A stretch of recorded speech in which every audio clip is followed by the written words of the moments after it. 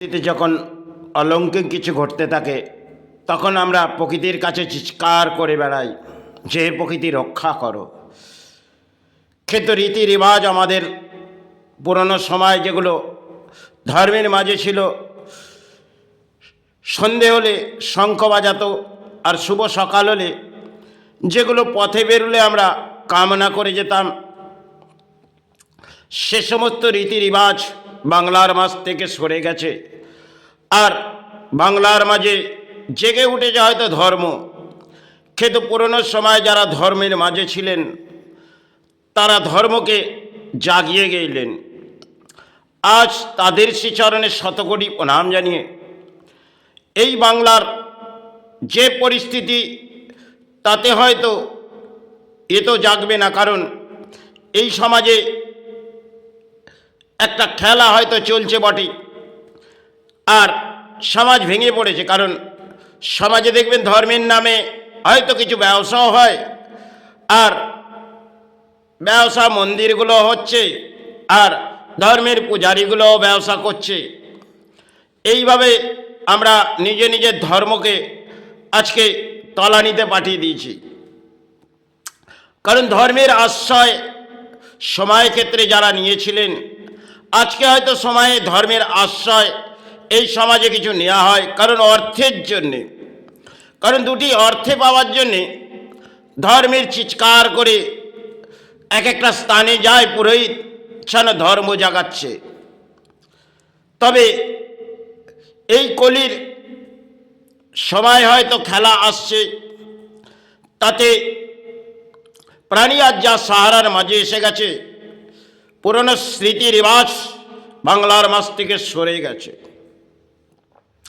যাই হোক, একটি সময় সেটি ব্যাখ্যা হয়তো এই সময় ক্ষেত্রে ব্যাখ্যা দেয়া যায় না, তবু একটি সময় ঘটনা যেটি রাত গড়িয়ে গেলেন, সে রাত যখন গড়িয়ে যাচ্ছেন অদ্ভুত কিছু যেন নীলা দেখছি।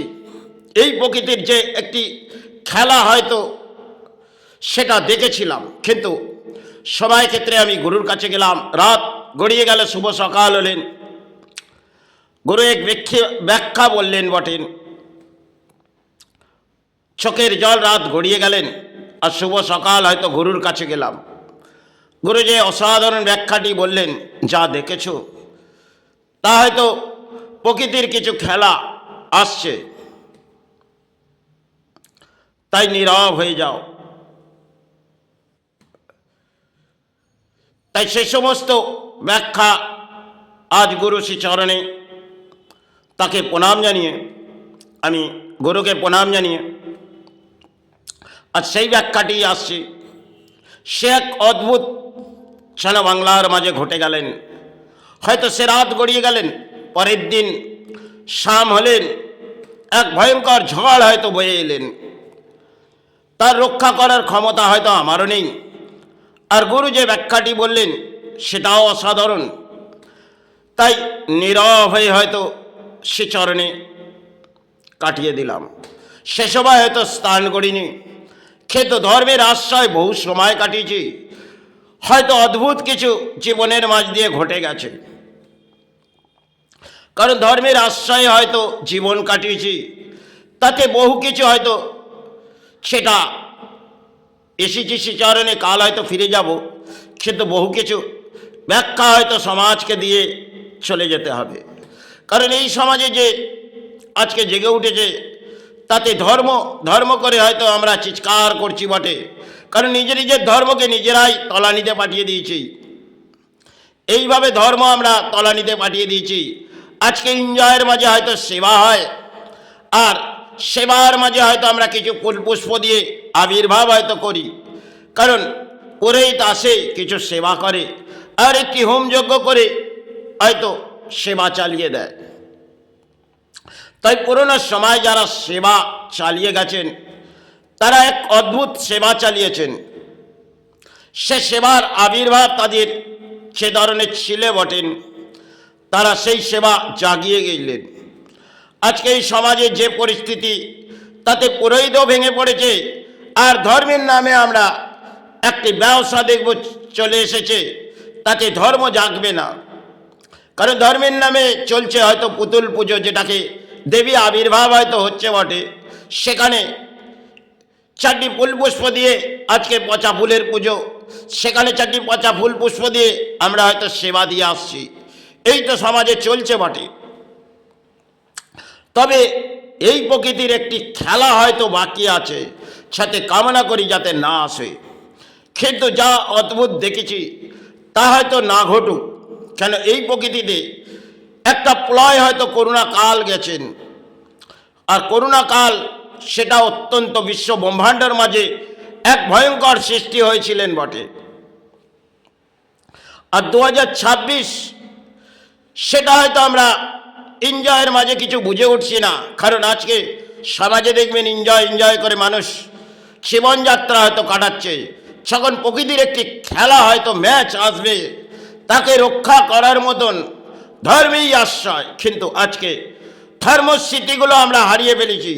যে সমস্ত পুরনো সময় বসস্থানে শঙ্খ বাজত, আর সেই শঙ্খ বাজাতে যে বস্ত্র পরে নারী শঙ্খ বাজাতো, আজ তো হয়তো উঁচু উঁচু মহলে চলে গেছেন,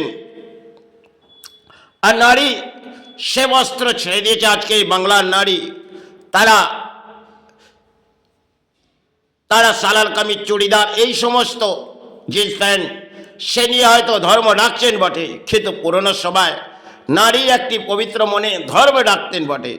আজকে ধর্ম জাগানোর মতন হয়তো রাজ্যের মাঝে কিছু ধর্মস্থানের প্রকল্প হয়, এটা হয়তো বাংলার মাঝে চলছে বটে। কিন্তু প্রকৃতির খেলা কখন কোথায় ঘটবে তা আমরা কিছুই জানি না। কারণ কলির দণ্ড হয়তো সমাজকে কখনো কখনো দিয়ে দেয়। কারণ কলি তিনি কিন্তু তার যে করণীয় কাজ কলি কিন্তু করে দিয়ে যায়। কারণ আমরা কলির রাজ্যে প্রবেশ করেছি, আর কলির এক অদ্ভুত খেলা হয়তো আজকে আমরা অর্থ করেছি, কার করে যাচ্ছি। কারণ ধর্মের মাঝেও অর্থ চলছে, এইভাবে সেবা হয়তো চলছে বটে।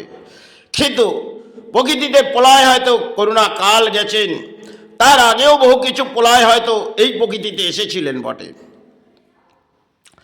কিন্তু 2026 সেক্ষেত্রে আমরা যেটা শুভ ভাবছি, এক্ষেত্রে কিন্তু এই 2026 এই বাংলা যেটা আজকে আমরা গর্বিত করে যাচ্ছি, সেই বাংলায় আর সাধক তো ফিরে আসবে না, আর পুরোহিত হয়তো ভেঙে পড়েছে, আর ধর্মও জাগবে না। তাহলে প্রকৃতির একটি খেলা হয়তো সাথে কামনা করি না আসে। কিন্তু সে রাত যে গড়িয়ে গেছে, সে এক অদ্ভুত রাত 2025। তাই এখনো কামনা জানাই যাতে এই প্রকৃতিতে প্রলয় যাতে না আসে, কিন্তু রক্ষার কারো ক্ষমতা নেই।